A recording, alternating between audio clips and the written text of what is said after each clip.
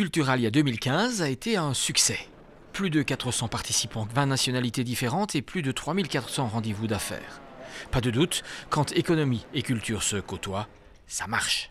En fait, c'est le troisième employeur européen. C'est un secteur qui réagit très très vite et qui apporte énormément dans tout ce qui est innovation.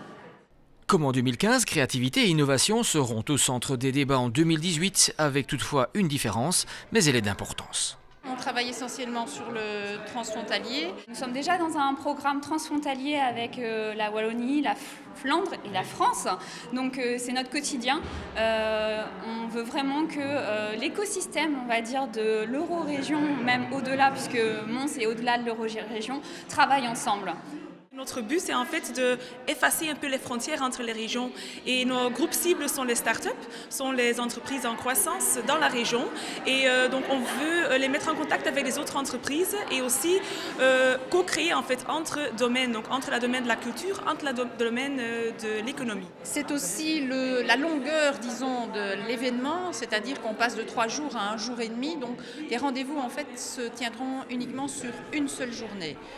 Culturalia 2018, c'est dans J-1 an. Avec en toile de fond l'horizon Mons 2025, on ne change donc pas une équipe qui gagne. Culturalia débutera début octobre, 3 et 4 octobre, donc évidemment ce sera en quelque sorte, donnera le là un peu de notre temps fort qui débutera avec un dimanche toqué, la grande exposition d'envergure internationale consacrée à Niki de Saint-Phal et le final du Grand 8, ce grand projet de territoire qui n'a jamais cessé d'exister depuis 2015. Culturalia 2018, ce sera le 4 octobre au Palais des Congrès à Mons. Notez d'ores et déjà dans votre agenda votre prochain rendez-vous d'affaires.